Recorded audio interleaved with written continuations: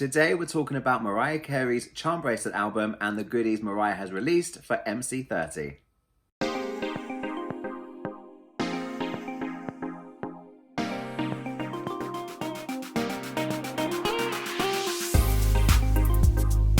Hey kids, Treacle here. Welcome back to my channel. If you're new, welcome. I am a massive Mariah fan, or lamb as we go by, and I have got so many Mariah related videos here on my channel. Right now we are celebrating the Charmbracelet era as part of MC30, Mariah's official celebration of her 30 glorious years in the music industry. She is going back in time and giving us all kinds of goodies related to each of her studio albums.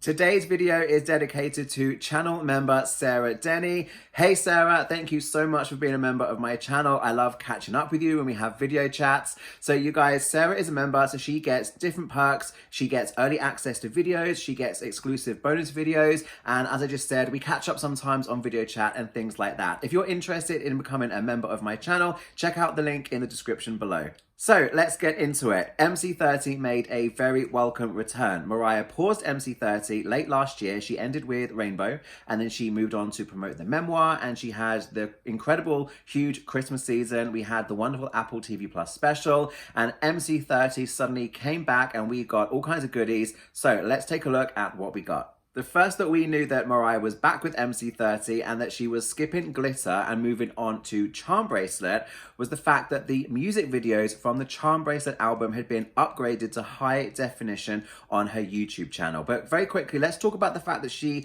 skipped past glitter. This was not a surprise to me. I did see a lot of people commenting about this online. It was my prediction that she would skip glitter for two reasons. Number one, strictly speaking, it is a movie soundtrack, not a Mariah Carey studio album. Secondly, and I think most importantly, is the fact that this year, 2021, is actually the 20th anniversary for glitter. So in my mind, it makes more sense to not include it in MC30 and just give it shine for 1 week. Save the moment for later in the year, possibly during the summer, and give it a whole moment, give it a movement. Recently we had hashtag justice for glitter. We need to go in hard, I think, with glitter. We are hoping to get the album re-released on vinyl because that is one that we do not have right now as part of everything that has been re-released. Maybe we're going to get the DVD re-released, some bonus footage, behind the scenes, I don't know. So people that were upset that she has skipped glitter, Mariah has not forgotten about it, I'm sure. Let's just be patient, sit tight, and wait for a proper 20th anniversary moment later this year. So back to those video upgrades for the Charmbracelet music videos on Mariah's YouTube channel. Through the Rain is a video I've always loved. It tells a story that is very important to Mariah. It kind of parallels the story of her parents. So very, very personal to her. She looks beautiful throughout the video. It ends, of course, in that beautiful scene in the church where it is just filled with sunflowers, which is a wonderful nod to Mariah's father and the song that she wrote for him on the Charmbracelet album, Sunflowers for Alfred Roy. Boy, I Need You is super fun. It's actually one that I kind of forget about and overlook. So when Mariah uploaded it, well, not Mariah personally uploaded it, but when her team uploaded it in high definition to her YouTube channel, I did watch it a couple of times again. And it is actually pretty good. It's very different for Mariah. It feels like Mariah because we get the return of Bianca, and that was really fun. But I love the whole Japanese vibe that she's got going on, and there's so much just little interesting details with CGI and animation, and that side of things feels very, very healthy on the creative front. So I think it was a fun exploration, that video. Bringing on the Heartbreak is a video that I've always enjoyed. There are some beautiful and interesting looks being served by Mariah. For me, the video really gets going when she's on the stage performing. That is a song that is begging to be performed live, and she's there in the video in the red dress. It just takes me back to the Charmbracelet World Tour and seeing Mariah perform that song live. I was at all 4 of the UK dates, and I swear to God, they cranked up the volume for that one song. It was so loud. It was definitely an 11 out of 10 on volume, and you just felt like you were living in the music video. On to the EPs. We had EPs for each of those 3 single releases, and there was a 4th one I wasn't expecting. Let's go through them. I've got my notes here so I don't forget anything. Okay, so first up, Through the Rain. I absolutely adore this EP. It didn't really give me anything that I haven't heard before, but it definitely gave me remixes that I haven't had access to, at least digitally, for a very long time. My favorite one has got to be the Hex Hector extended mix. It really is my favorite. It ranges from intimate feelings, and you close your eyes and you're there in the rain, as that downpour, in the forest, in the woods, whatever, and then it just builds and builds, and it has some really big and dramatic moments. So the Hex Hector extended remix is my favorite. The Boris and Mitchie, is that how you pronounce it? Those ones are fun remixes. We get those additional background vocals, and that's really surprised me this time around. I feel like I'm listening to it for the first time in a few years, fresh ears. I used to love the Full Intention remixes more, but I don't know, something about those additional background vocals on the other ones, I'm really enjoying them, but they all come second place to the Hex Hector ones. Okay, the Boy I Need You EP. First of all, that Street remix. Loved it then, love it now. So happy we have it at our fingertips. I used to own a promo CD, which had the alternative artwork on the cover, and I don't have it anymore, long story, whatever, but I used to love that CD, and I love that remix. So happy we have that.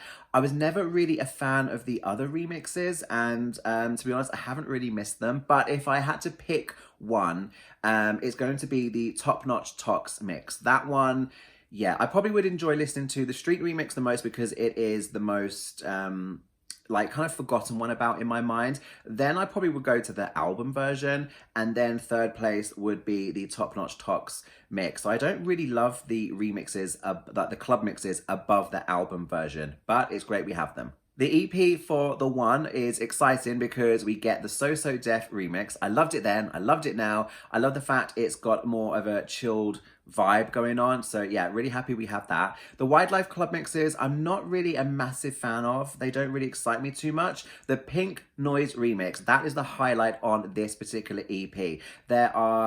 It's just a different interpretation. We've got different vocals being brought into the foreground, and I love the fact that we've got whistles and background vocals being featured a lot more prominently. It is a remix that I used to have on an unofficial MP3 way back when, but I haven't listened to it in a long time, and I've seen a lot of excitement online, particularly on Twitter, from people that didn't even know it existed. It is a wonderful club mix. So yeah, Pink Noise mix of The One is quite possibly my standout for the whole week, but yeah, love it. The EP of Bringing On the Heartbreak. Now that was one where I knew we were going to get loads of club mixes because I knew there was one fistful, 2 fistfuls of club mixes, enough to put on an EP, but I didn't know if we were going to get the mainstream version. So that was exciting. I love the mainstream version where the instrumentation has been tweaked just a little bit. The vocals on the second chorus are stronger. I love the balance that kind of mix gives us. But that serves as a primer for the AC version. That one is just beautiful. The instrumentation is sublime, the arrangement is lush, and if you consider how big and dramatic the album version builds to, this AC version does a really good job at making it softer and prettier and a little bit dreamy. I love that version a lot. As for the club mixes, I pretty much love all of them. I don't mind what order they come on. I just enjoy shuffling them all. But the Global Soul and Junior Vasquez ones, they're pretty much my favorites. I'll take any of them, really. I just think that the Bring On the Heartbreak club mixes are just a really cool interpretation. And then, of course, we had the surprise EP, the one that I was not expecting, I Only Wanted. Now, I either did not know or I completely forgot that these club mixes existed, because when I saw that, I was racking my brain and I couldn't remember. So I thought, well, maybe when I hear them, it will jog my memory. It felt like brand new information to my brain when I listened to these club mixes. Like I said, I either forgot or I just never knew these existed. Now, having said that, to be completely honest, they're not my favorite. I don't love them. Not all club mixes, not all remixes are created equal. Not all ballads translate into a wonderful club mix. It's just my opinion. I just don't think it really kind of works. But having said that, it's new, it's exciting, it's fun, so they are still very welcome. So that's everything we did get, but what about things that we did not get? I do have a little wish list, and I know I'm reaching for the moon here and it's not going to happen, but we were all talking about it online. Yours featuring Justin Timberlake. Now, regardless of what you feel about Justin, whether you're a fan or not, the fact that she has a duet version in the tank with another big artist, I'm just so curious. I just want to know what it sounds like. I want to be able to compare it against the original album version and then decide whether I think it was worth doing as a duet or not, which is my favorite. I just want to hear it. I'm so curious. So my understanding is, and correct me in the comments if I'm wrong, but my understanding is that Justin did record it. The duet version does exist, but it was never released, and I believe it was Justin Timberlake's label that kind of killed it. They put the kibosh on it. It was a no from Camp Justin. If I'm wrong, let me know, and let me know, would you be interested in hearing this version ever?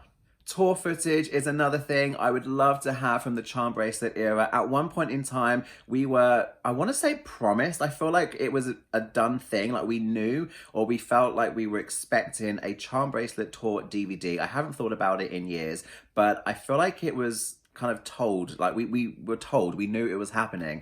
I believe the Paris show was filmed. Someone was telling me maybe Birmingham in the UK was filmed. If you can remember which other cities were filmed, if you heard anything, did Mariah like specifically mention it herself in any Honeybee Fly newsletters, things like that, please do remind me. I feel like it was something we were promised and we never got. So that footage is there. It's probably unedited. It's probably just a mountain of raw footage, but I would love for Mariah to give us something, maybe not a whole DVD, but maybe just like 1, 2, 3, 4, 5, 6, 7 songs up on her YouTube channel or something. I think that would be amazing. And because Charmbracelet, the world tour, that was my first time seeing Mariah properly in concert. I've got very special, precious memories associated with the album, but in particular, seeing her perform the songs live on tour. And I've been chatting with some of you about the Charmbracelet World Tour, and it's very dear to you guys as well. And it is a few years ago now. So I think it would be really fun if one day, please, Mariah, maybe we can have that tour footage. And one thing that was perhaps a little bit more realistic to hope for was the release of the tour edition of the album onto these digital platforms, because when the album was re-released, we got I Know What You Want, That's Everywhere, That's Fine, but Got a Thing For You, and There Goes My Heart. Got a Thing For You, I forget about her, I'd never really loved her, but There Goes My Heart, it really just, for me, I want to put it on a playlist with The Wind and If It's Over and Subtle Invitation, anything that's like jazzy or jazz adjacent, because we still don't have a jazz album from Mariah. I think one day in the future, but I like to have my little playlists and, you know, like pretend EPs, and I just want to have that song to add to that little collection of songs already. So yeah, those songs are out there. We know they exist. We have them on CDs, but I want them on digital. I feel like maybe Mariah is deliberately holding them back. The Rarities album did well last year. It was very well received amongst the Lamely, and I just have a feeling that Mariah is still holding out on us with certain songs, like There Goes My Heart in particular, and a few years from now, maybe we'll get the Rarities Volume 2 and it will turn up there.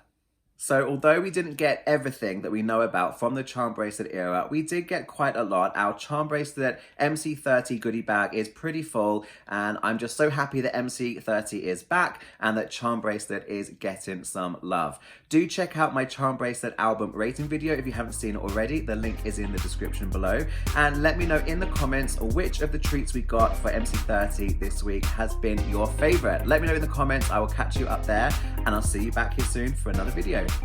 Cheers, thanks a lot.